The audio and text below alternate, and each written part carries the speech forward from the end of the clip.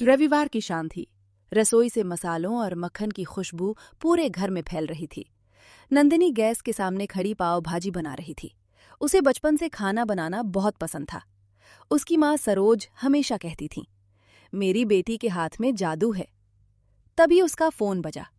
Screen पर नाम चमका, माँ। हाँ मम्मी, बोलो। बेटा घर आजा, आज तो संडे है, दामाद जी घर पर होंगे। मम्मी, जब तुम्हारा दामाद घर पर होता है ना, तब मेरा और भी ज्यादा काम बढ़ जाता है। तो क्या मैं तुझसे मिलूं भी ना? अपॉइंटमेंट लेना पड़ेगा क्या? अरे मम्मी, आप ही आ जाओ, आज पाव भाजी बना रही हूँ। मैं खाना खाने तेरे ससुराल आऊं? मम्मी आप भी ना, ये भी आपका ही घर है। थोड़ी देर में सब डाइनिंग टेबल पर थे। तभी दरवाजा खुला। सुनीता आ चुकी थी। अरे समदन जी, आइए। अभी बस मैं आपको ही याद कर रही थी। आपकी बेटी गजब का खाना बनाती है। इसके हाथ का खाना खाकर लगता है अब तो मैं 150 साल जी जाऊंगी। सब हंस पड़े। 150 साल कोई जीता भी है क्या?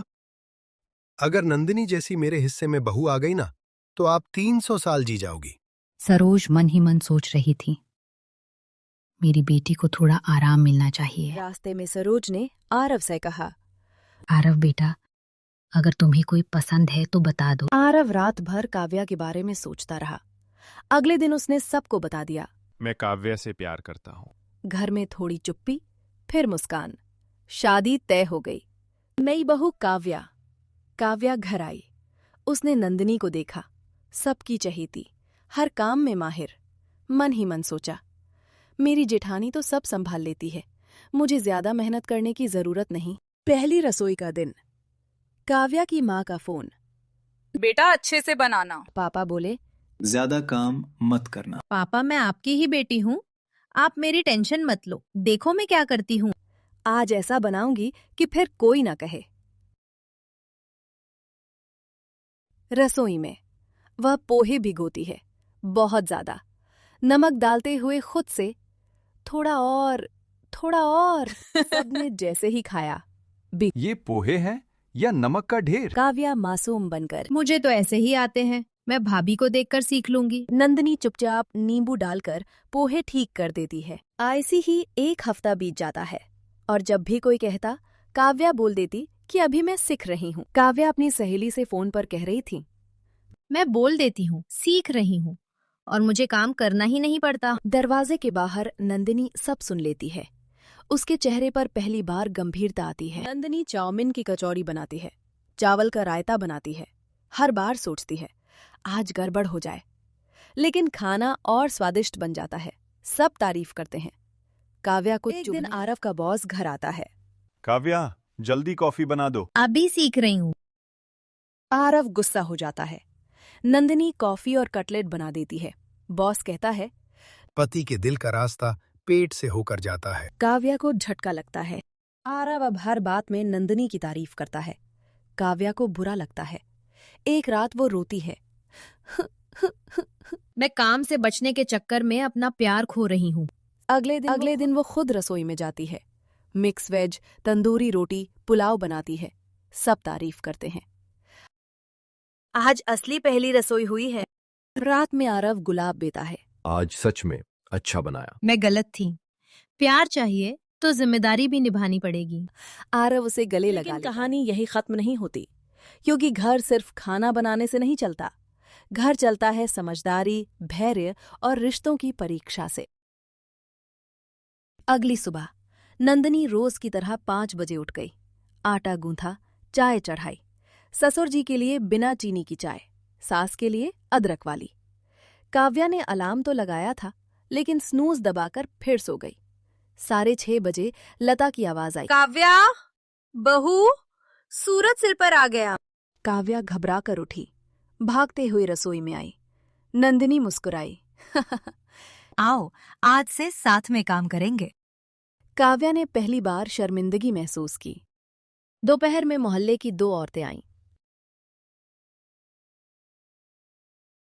बड़ी बहू तो कमाल है, छोटी बहू भी सीख रही है ना? हाँ हाँ, वरना आजकल की लड़कियों को क्या आता है। ये सुनकर काव्या का चेहरा उतर गया। उसे लगा सब उसे कम समझते हैं। नंदिनी ने तुरंत बात संभाली। अरे नहीं नहीं, काव्या तो बहुत जल्दी सीख रही है। कल जो पुलाव बनाया था ना, कमाल था।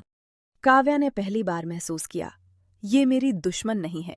घर में तीज आने वाली थी। लता ने घोषणा कर दी, इस बार पूरा पकवान काव्या बनाएगी। सन्नाटा। काव्या के हाथ ठंडे पड़ गए। 20 लोगों का खाना, पूरी, कचौड़ी, खीर, दाल, पनीर, लड्डू।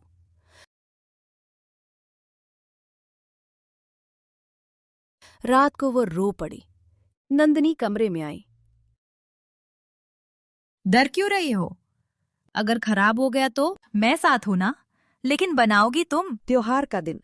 सुबह 4 बजे दोनों उठी। आटा गूथा गया, मसाले भुने गए, काजू तले गए। काव्या के हाथ कांप रहे थे। एक बार खीर थोड़ी जल गई। वो घबरा गई।